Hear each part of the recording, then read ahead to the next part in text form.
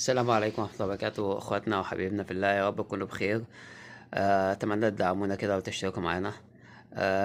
حابين نعلق بس على ماتش الاهلي وبتروجيت والنتيجة اللي حصل في الماتش، والاحداث والمدافعين والمدير الفني الكابتن عماد نحاس. طبعا ما فيش حكم على المدير الفني خالص يعني في ماتش زي ده يعني، ولكن حابين نفتكر كده. احنا قلنا ان بعد ماتش بيراميدز تحديدا قلنا ان النادي الاهلي محتاج عشان يكسب افريقيا. ده قبل ماتش يعني، بعد ماتش بيراميدز على طول والاهلي كان داخل على ماتش سان داونز. قلنا ان الاهلي عشان يكسب افريقيا لازم يغير الجانب الخلفي كله تحديدا، وعلى رسوم الحارس المرمى. آه، اخوانا حارس المرمى ده يعني لازم يشيل الفريق في وقت انا مش في حالتي، الفريق كله مش في حالته. الحارس الكبير دايما هو اللي بيشيل الفريق في وقت انا واقع فيه. لكن لو سألنا نفسنا سؤال، هل محمد الشناوي من نوعية هذه الحراس؟ هو حارس كبير لكن ما بيشيلش الفريق في وقت الفريق مش في حالته. وعندنا مشاكل على مستوى الطرفين وعلى مستوى السرد باكات برضه النادي الاهلي محتاج.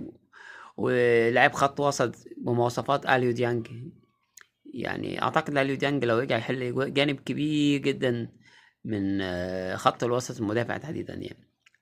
ولكن يعني عشان انا اتكلم يعني بحياديه شويه في الموضوع، مش عايز انحاز لوجهه نظر. انا شايف زي ما قلت، انا شايف ان حارس المرمى لازم يشيل الفريق في وقت هو واقع فيه. انما انا لما اجيب لك باك شمال كويس بيدافع كويس، وباك يمين كويس وبيدافع كويس، وسرد باكات كويسين وبيدافع كويس، وهيخش فيك اجوان، هتشيلني امتى؟ ما يخش فيك اجوان برضه، انت هتشيلني امتى بقى؟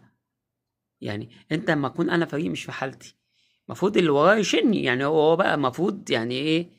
يبان بقى القدره بتاعته. انت راجل دولي ولعبت ماتشات دوليه ولا خلافه يعني، وبتتفاوض على ارقام، سواء هو او اللي قدامه، اتنين مدافعين اللي قدام بيتفاوض على ارقام بسم الله ما شاء الله، ربنا يزيده ويبارك.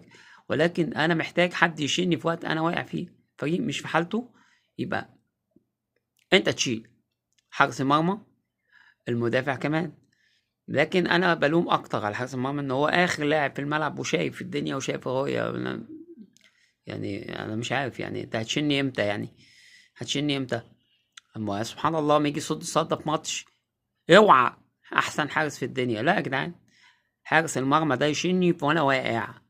الحارس يشيل الفرقة وهو واقع، الفرقة واقعة وهو يظهر بقى ويشيل ويبان قدراته ويبان مهاراته ويبان توقعه.